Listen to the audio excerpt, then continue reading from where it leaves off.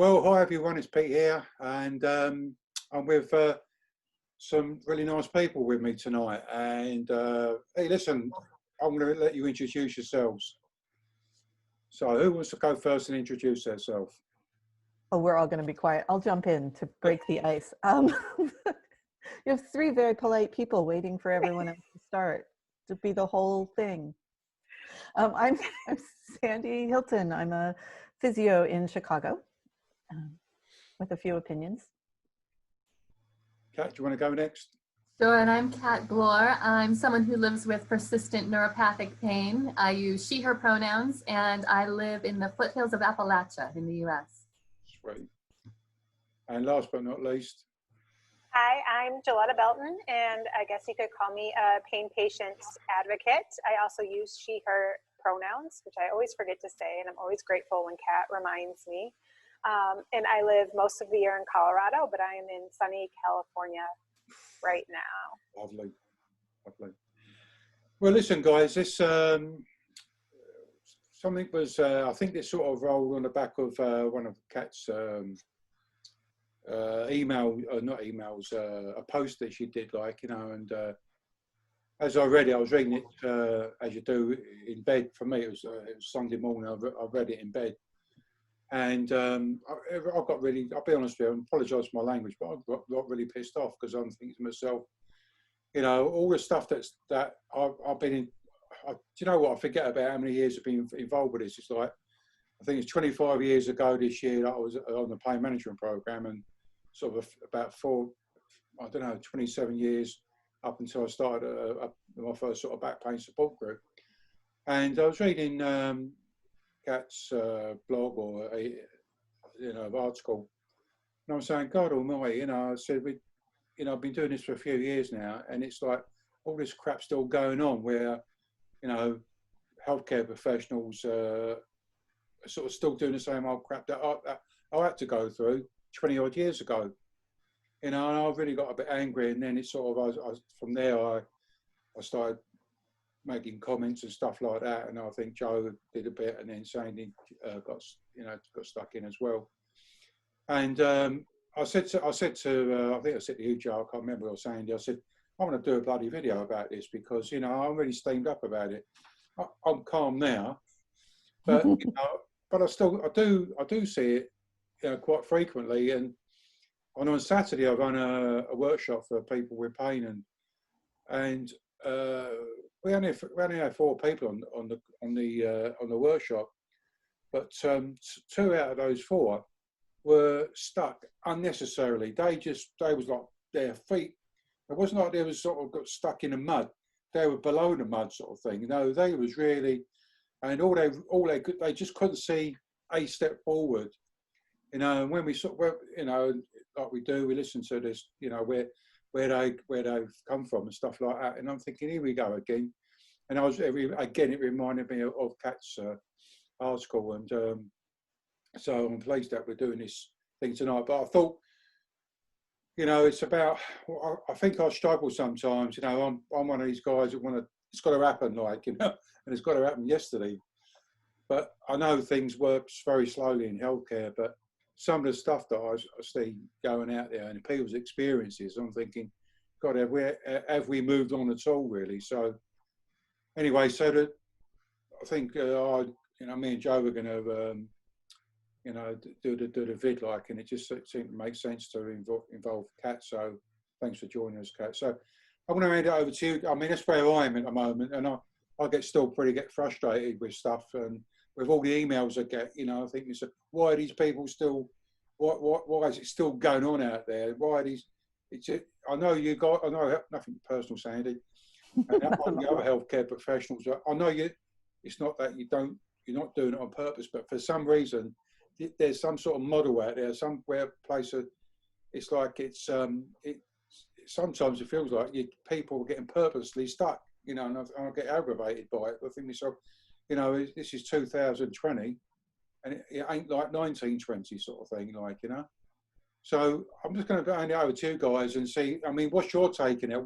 What's going on? Why are people still not being listened to? Where there's no action plan, no goals and whatnot. You know, have this injection, take that medication. I mean, what's going on?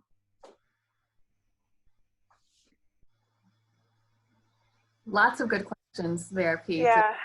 A lot to react to. And I think so much of it has to do with the systems within which we live and work. I mean, Sandy, of course, is an amazing clinician and compassionate and thoughtful, but even she is working within a healthcare system that is unjust. And I also want to acknowledge that the four of us here are native English speakers, regardless of our accents, are white people, are, I assume, all middle class. And so there are injustices that we don't even face, as frustrating as our experiences are. And I'm not sure that we'll ever get through that until there's larger systemic change. And I want to pop in and say that because Sarah Haig and I with entropy physiotherapy went out of the system. So we're not, our main practice model isn't using the healthcare system. We do the Medicare, TRICARE, and the VA, but everyone else we're out of network for, which causes barriers to people. For some people, that means it's not possible to come to us. And for other people, it means they can finally get the care they need because their insurance systems and the organizational rules were actually denying them care, even though they had insurance. It didn't fit in the protocol, so we're not going to see you. So there isn't a good solution I see from my side of it, because we just like trash it and start over, that's what I thought, when we were talking online of how can we solve this problem? It's like, woof, there are so many barriers to access, and there are so many barriers for providers being able to give the care they know they should, but they're not allowed to from their organizations, which is one of the reasons a lot of healthcare people get totally burned out. There's a disconnect with what they know someone needs and what they're able to provide. So now I'm going to shut up because. Well, and I think that just speaks to what Kat said too, and that these are systems level problems. There's a lot of good people working in really bad systems. And the systems are not set up to really provide good patient care. That's not what they're set up for anymore. They have evolved into like very heavily bureaucratic organizations where a lot of decisions are being made about care from people that have no knowledge of medicine or how care should be provided. They're administrators, they're not doctors, they're not nurses, they're not healthcare professionals. And I think that that's part of what needs to change. And as Kat said, like for her and I, we're both, white middle-class women, and we still had terrible experiences. Pete, you're the white middle-class dude and you still got terrible experiences. So like, how much worse is it for people that don't have the same privileges that we are afforded? I mean, we still had awful care within these systems. Imagine if you're in a more marginalized group and what that access is like. And for me, in terms of like, we need to change the systems, and how do we do that? And I think that we're asking some of the wrong questions. And for me, lately, it's come back to ethics. How do we provide ethical care at all levels, including those administrative levels? Because I don't think that that's what we're doing right now. It's not patient-centered care. We're trying to like shove patients into the center of a system that isn't really built for patients. And it's not built for clinicians either. The systems put clinicians in a terrible position as well, where they're not empowered to make the decisions that are best for that person that's in front of them. So we talk about things like shared decision making. The clinicians are disempowered from even what they can offer in terms of the decision making process that's going to happen with that patient that's in front of them. So I think for me, it's been more interesting to look at all of this through an ethical lens, because I don't think we can say, I don't want to provide ethical care. I don't think systems can say, no, you know what, I'm not into ethics. Like, that's not my bag. So I think that might be a way into getting more people to listen, because it's a really important thing that we've steered away from. Now we see ethics as providing two different solutions, rather than ethics as how are we developing those solutions, and are we using the knowledge of people with lived experience and the people that live with these conditions that we're treating, and informing what best care might be, what best practices might be, informing what a research agenda might look like. I think that, and Pete, we've talked about this for a long time in terms of the education system, and just had this conversation with Sarah Haig, had me come in and speak to medical students at the school that she teaches at. And a lot of times that's the first exposure they have because it's not built in. Like, to me, you should front load any health care professional education with, these are the people that you're going to treat. And we don't do that. So there's so much that needs to change. But in so much of it starts too, like when you're talking about why patients aren't being listened to, and I'm on this ethics bent, but it's like testimonial injustice, that we are not believed. The person in pain that is seeking care is not believed. And we have to ceaselessly prove that we are in pain and deserving of care. And by having to do that over and over and over again, we are dehumanized and devalued as people because we're having to prove our worth and our trustworthiness. And that's a really difficult spot to put people living with pain in. They're having to fight for themselves and improve their worth when they're at their lowest point. And we can't keep doing that. I love that Sarah got you in to talk to the program, because I think that's one of the ways we change it is that from the very beginning of any school, nursing, doctors, PTs, OTs, everybody, coaches, to just bake in that humanness of, you're working with people who know themselves better than anyone else. Just trust them. And I see, not that many people in a time, but it's still in 2020, like you said, Pete, amazing the amount of people that are just so grateful that I believed them that they hurt. And that, I mean, how low a bar is that? It's like, if that's what makes me fabulous, that's sad, because everyone should be doing that. That shouldn't be a thing. It's like, I hurt here. Okay, tell me about that, not prove it. Right. And I love that Sarah brought me in too, because that also shows how one person can drive change within a larger system. We can work on our small local levels to drive change by just saying, like, hey, for this panel, why don't we have a person that lives with pain come in and talk to the group, rather than it just being all medical professionals. And we can make change in those ways too. We can affect systems in those ways rather than just individuals, and change institutional thinking within the institutions that we interact with, whether they be academic institutions or healthcare organizations or nonprofits or governmental agencies. I think there are ways of doing it, and we just have to take those pieces that we can access and make that change within, and not get too overwhelmed by saying so much needs to change. There's absolutely nothing that I can do, because I fall into that a lot, where I'm like, the hill is much too high to climb, and I just don't have it in me today. I think we were talking about this the other day, Pete, too, where you can get so exhausted and feel so defeated in doing this work, but then you have interactions like with the three of you, and then you feel energized and uplifted again. Like, yes, I can keep doing this because it's important and somebody needs to be doing it. I mean, years ago, when I worked in the NHS, the National Health Service, up until then, I was just like pretty much where we are at the moment, where, as Kat said, white. I've always seen the pain world is very white, and it's, I know I go, when I first went to congresses and stuff like that, there was a few Asian people, a few black people, very few Oriental people and stuff like that. But the majority of it was very white. Yeah, sure, it is slowly changing. But I think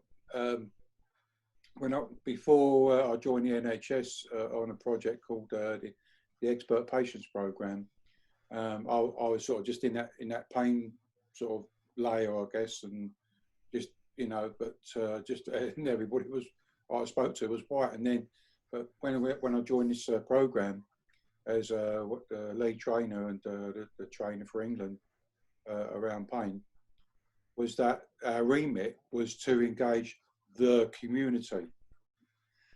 And our job was to influence the local decision makers about engaging their communities. And, you know, for them, it was a big eye-opener for them, like, because we started doing work in the prison service, because, you know, people were okay offenders, but they live with pain and long-term conditions.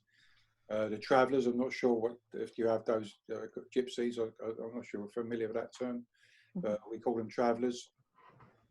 Their average life expectancy is, I think, around 45, 50. So it was about us engaging the travelling community, the Asian community, black community, everyone, people. I mean, you tell me if you are aware of any pain management material that's dedicated for people with sight loss or hearing impairment. You know, we always, you know, it always seems to be going that if you can speak English and you can read, write, hear and whatnot, then you've got a bit of a chance. But if you've got a vision problem, a hearing problem, you're screwed. You know, and I've tried to make the website I got, you know, to make it you know, for the resources, you know, well, what, you know, the resources I do scramble together, so that it becomes inclusive, so for the people with hearing loss and vision problems and stuff like that. But I think we're in this bubble. Sometimes I think the pain world bubble, you know, and it doesn't really venture out of the bubble, or perhaps it's frightened to. But it's the inequalities, I guess, that really I'm still disappointed with, you know, because working in that program, you know what, I really missed not working in it, because I really felt we were making a difference, because we had to talk to the local health decision makers about, hey, you know, you've got a community here. You know, some of them, you know, they didn't even, you might know, it's like 2 counties up from me called Norfolk, and they've got a massive Portuguese community there. And I'm not sure if the local health people actually knew that.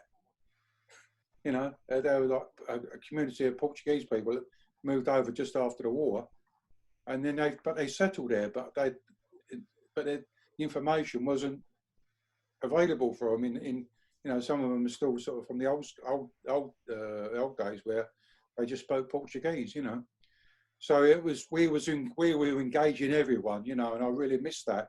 But I'll come back into there, and but I'll still try and kick the doors in a bit. That, well, what are you doing about people with sight problems, hearing problems, and whatnot? You know. Yeah, I mean, it's awful that the bar is set so low that there is still so much that needs to be done. But at the same time, you know, what a great opportunity when, you know, something as simple as just acknowledging inequities, which is, I think, where we're at in a lot of places, can make a huge difference. You know, there's no way that we can start addressing some of these, you know, social, economic, all of the things that go into the social determinants of health until we start by first acknowledging that they exist. And it feels like that should be an easy step to take.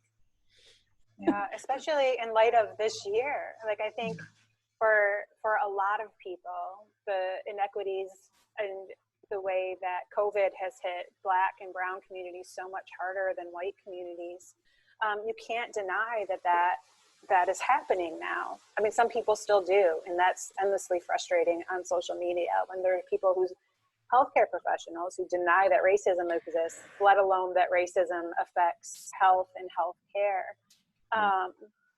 So I think that we can't turn our back to the things that have happened in 2020. We have to be able to at least recognize the very low bar that these inequities exist in, that they affect people's health, that they affect their healthcare, and not just access to healthcare, but how they're treated once they enter the system, whether it's racism or sexism or classism, or they're being judged and treated poorly because they lack education and all of these other things too. And then just accessibility issues, like you were talking about, Pete, for people with disabilities. Like I've become much more attuned to the disability population in the US, the disability activists, rights activists, through the Crip the Vote hashtag that became a big deal this year. It was even on CNN, which was really kind of cool that they mentioned the CryptoVote hashtag.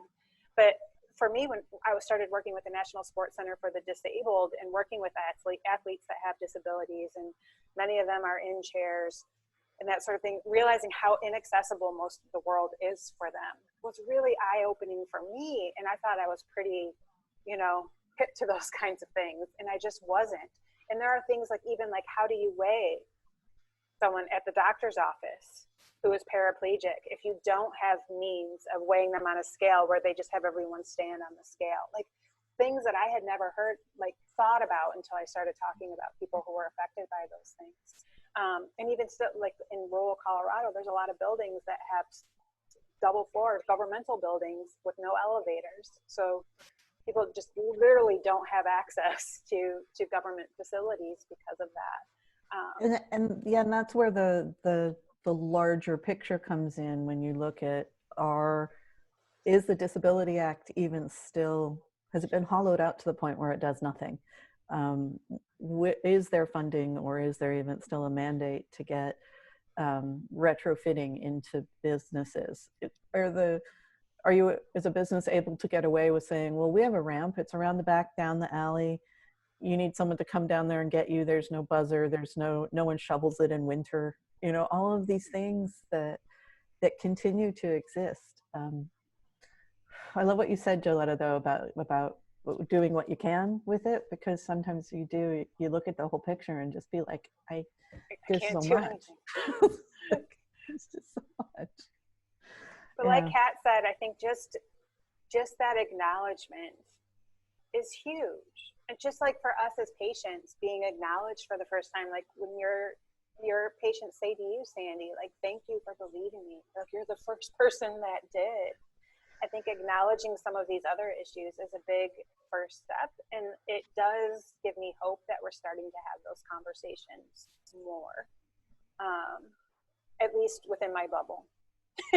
Which I very much recognize is a bubble. But the bubbles bleed into each other. They kind of merge a little bit every once in a while, and ideas start to percolate through. I want to share a book with anyone that wants to do this work that might be in a marginalized population or be trying to lead from the outside, and it's by Stacey Abrams. Yes, yay. And it is so unbelievably good, and I'm only through the introduction. I just got it on Saturday, and it is so good. But I want to read one quote that I really liked. But she writes, "But my life and this book are about knowing the rules and then deciding if they apply, or if we need to write our own rules." And I think in part this is about writing our own rules and not accepting that our voices don't matter anymore, because they do. And she talks a lot about that self-doubt that comes from, I think, being a patient, being a woman, being in any of those groups. It becomes encultured within you that you're not as worthy, or that you don't have the right to speak in these places, that you don't belong at the table. And F that, we do. And I think that it's time for some new rules to be written that incorporate, like you were talking about, Pete, bringing the community in to find solutions to very difficult problems, rather than trying to determine the solutions for a community you don't really know anything about. But patients should be, people with the lived experience of the problem should be at professional conferences. Yeah. I think, when I can't pronounce his last name, that Lars, the president of IS, Lars. Laurent Nielsen, he's past president now. Oh, okay. So that just recently, September. That went quick. But the actual fact, because I used to go to the IS pain congresses pretty much when I was in Europe, never in the Americas, but to actually invite us lot to do workshops, etc. Things are changing. I mean, that was Captain Kirk stuff for me. I've been to it before, I used to walk around the, you know, try and listen to stuff going on, and even the European Pain Federation ones, like, and it was very, very medical model, you know, treatment, you know, all the drugs and apparatus and stuff like that. But it is changing, albeit, or it can feel like, albeit very, very slowly. But the fact that we were there and we were doing something and being invited to do something, and you know, the stuff that you're doing now, Joe, on the I can't pronounce the name. I forget the name of it. But Gaffa. Yeah, Gaffa. Yeah. So where, you know, where it's actually involving people from around the world, you know, or because it's IASP. I think the European Pain Federation, they dropped me an email the other day because of their virtual conference they had. I think last weekend, something like that, and they just said it was so put together so fast, like we didn't have a chance to get patients involved, like, you know. But even they're recognising that they need to be doing more stuff, like, you know. And well, because when that happens, when the international associations and the European associations start doing it, then we can push a little harder on the American ones that are like, well, I can't have patients there. That would be really hard on the physicians. But if they're looking where at, I go to get away from patients, right? that was the argument. Tell me how I'm supposed to treat you. Don't tell me that we're wrong. Don't make me defend this. But when the larger institutions are doing it, then they get kind of caught in the middle, which is nice. Dr. Katie Burney the other day, when I had asked why people do this work, like partnering with patients in research or education or whatever it might be, and for her, she put science plus lived experience equals transformation, something like that. And I love that because the science is important. We still need that work to be done, but we also need, like, when you look at the IASP definition of pain, it makes it very clear that this is a sensory and emotional experience, that it's a personal experience, that it should always be believed. All of these things are in the notes. So even though we talk about it being this personal kind of subjective experience, we still treat it like it's this objective thing that we can find and somehow eradicate within a person, rather than looking at that whole person experience. And I think if we can start to do that more, if we legitimize, you know, lived experience knowledge as a form of knowledge that we can learn from to improve our understanding of pain, and then also to improve the ways that we treat pain. Because I really think we can learn so much from people who are living with pain, and all across the spectrum of what that looks like. The people who are still struggling and still suffering, the people who are living well, the people who have recovered. And consider themselves, you know, either recovered or pain-free, or whatever recovered means for them, and we don't learn from them enough. And there is a rich literature out there, in the qualitative literature, about patient experiences, that when I read it, I always see myself in those pages, yet it's so downplayed when it comes to education about pain or programs about pain. And we go back to another organizational thing, which I know people will push back on, is, well, how would we get paid for that? Which isn't the provider, that's the organizational. What code are you going to use? Is this reimbursable by insurance? That kind of stuff. So, I mean, to me, sometimes how we all get stuck, and it frustrates the hell out of us. For me, all the problems all seem to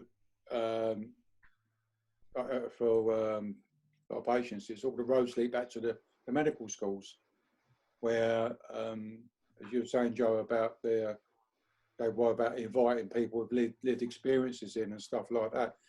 But yeah, I had a bit of a light bulb moment. I can't remember, because 2020 has been such a crazy year. I can't remember last year, you know. It's been a long decade, 2020.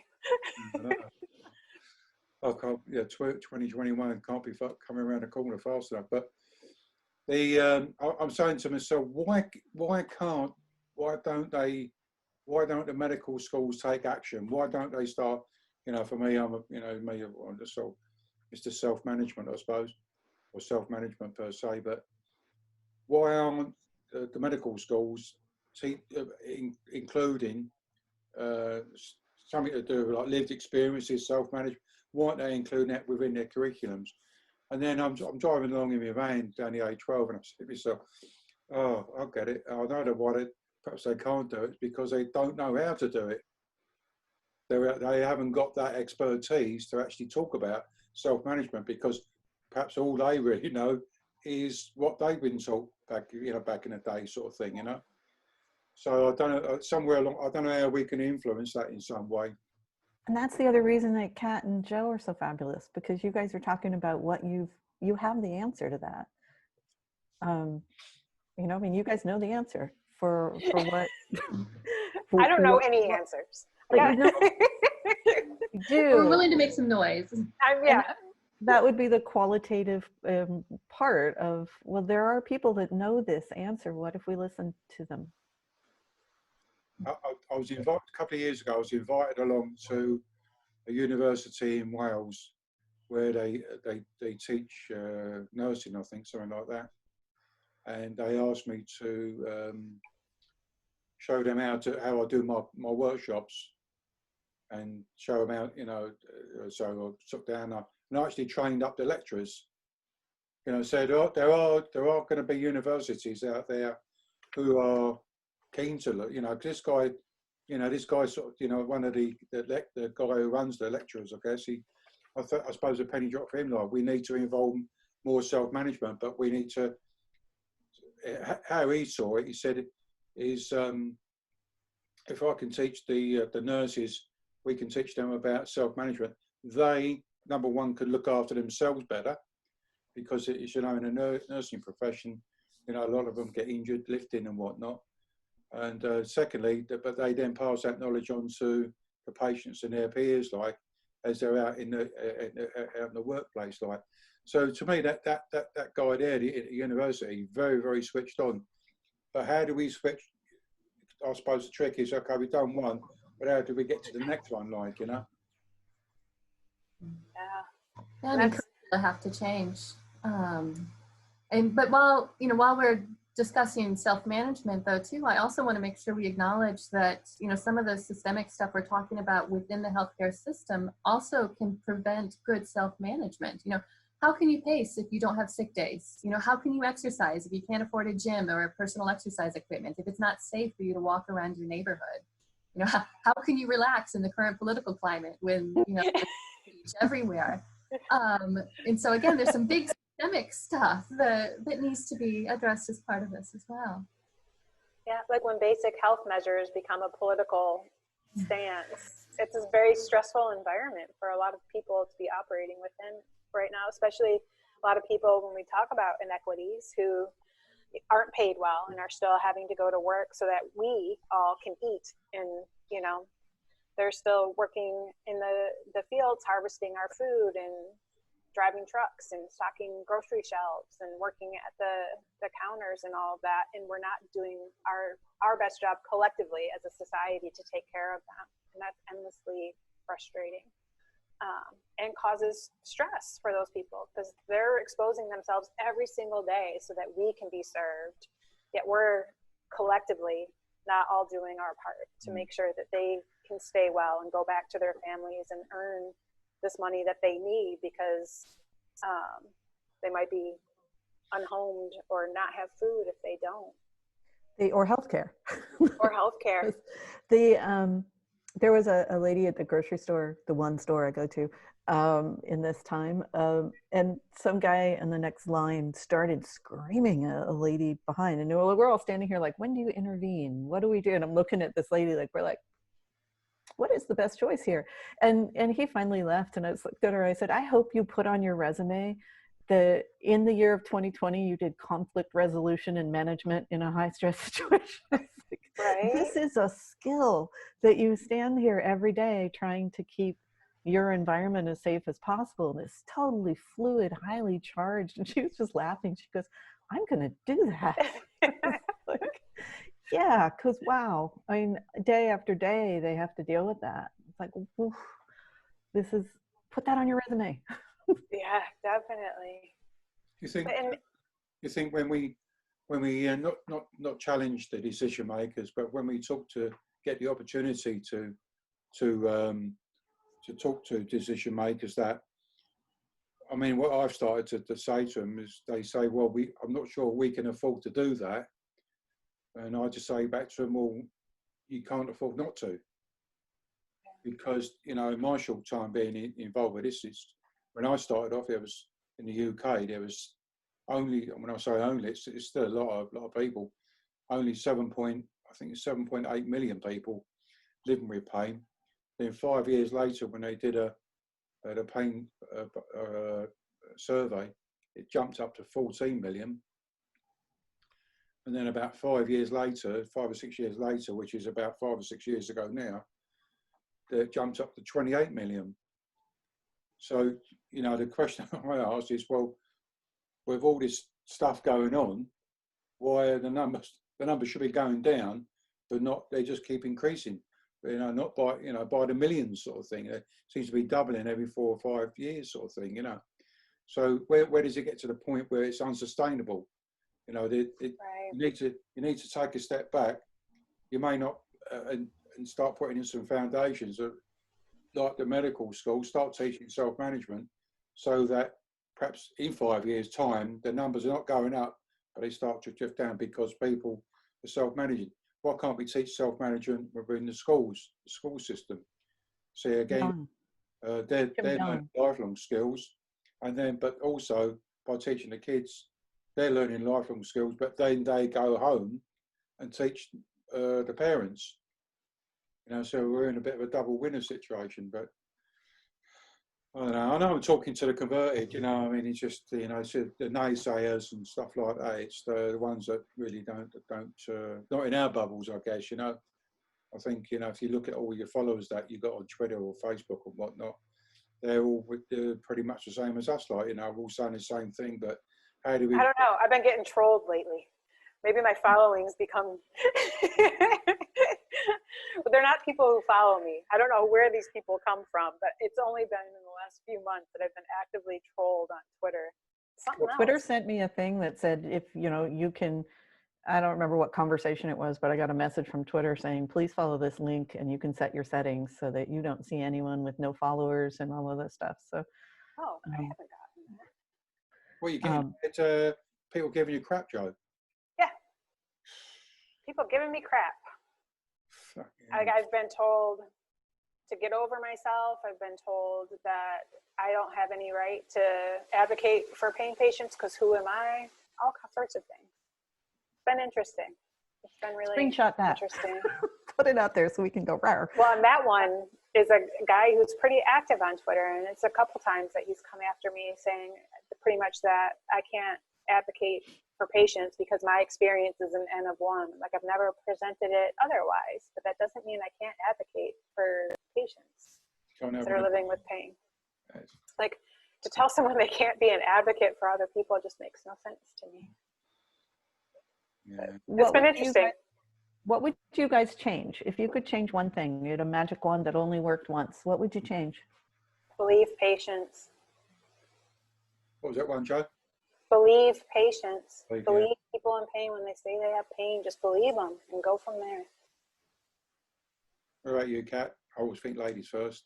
That is, when we talk about inequity, especially even in healthcare, it has to start from a common humanity. And so let's start by recognizing that let's stop othering people and start by recognizing that unfortunately pain is an experience that very many of us are going to share.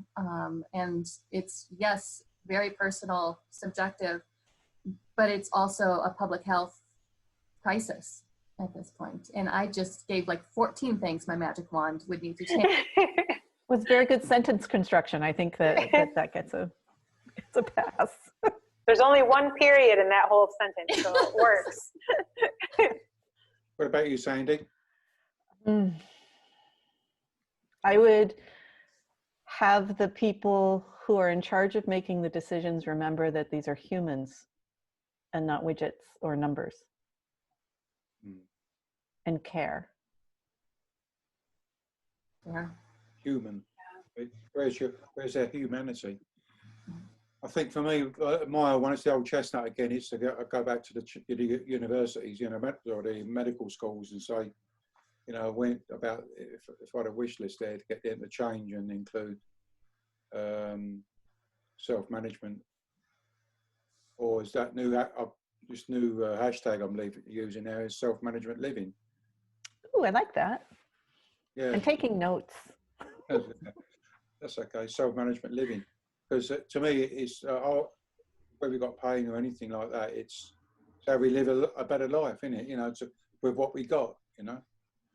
So yeah, that's my thing. But what would be let's ask the viewers watching this video, you know, what do you know, leave a message for us, like what one thing after listening to this video or watching this video, what one thing, what's going to be your goal, what's going to be your action plan, what's going to, you know, shake, rattle and roll you, baby, and you know, what are you going to do? You know, are you just going to sit back and have a coffee, or are you going to get into action? You know, for me, I would like to see him a man of action, sort of, and no, so a person of action, like these other three young ladies. I mean, what can we hope for? You know, last perhaps question for all of us is, what can other people do to sort of make a difference? Yeah, cool. That'll be fun. What are you going to do? You know, are you going to just sit there and think, oh, okay, or what are you going to do about it? You know, because we're just four people. You know, okay, we're starting with four people, but you know, in a way, we want a people sort of revolution on making things differently. You know, involve people in their care, getting out there into communities. Yeah, I mean, I'll tell you what breaks my heart every year is when I go to the European Pain School over there in Austria, and I have all the doctors come there, nurses, and to learn things and stuff like that. And when I talk to them about what I do and stuff like that, they said, "Oh, I wish that could happen in our country," because believe it or not, especially in the old Eastern European bloc countries, pain management still comes out of a needle or a tablet, you know, and it's very, very, you know, the pain. What we do, what we know as pain management programs or self-management programs, is really non-existent, you know. So we've got a lot of work to do in that area, but probably won't happen in my lifetime, but we'll give it a go. We set the steps. Other people can stand on what you created and go even that much further. Yeah, it's the stepping stones. So any final words before we you guys get on with your day and I'll go and put my nightcap on?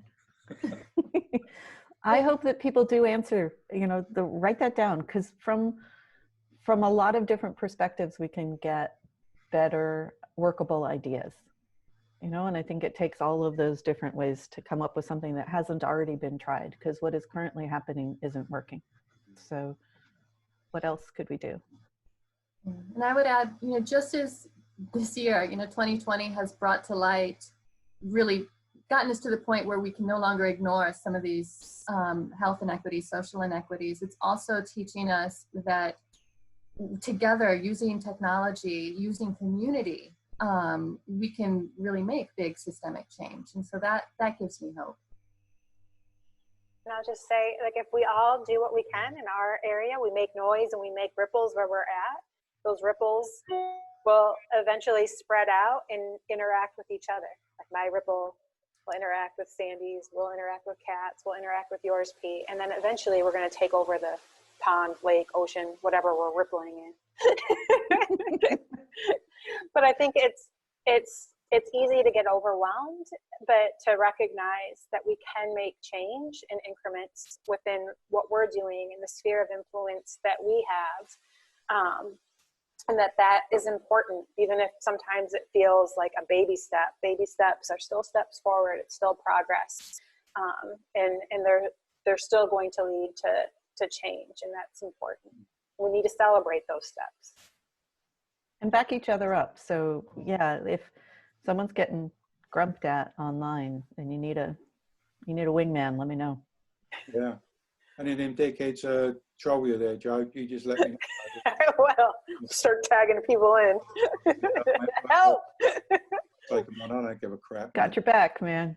Yeah. Don't say And that. of course, that's me. I'm going, me? You're coming after me? Like, what could I have said that offended you so much?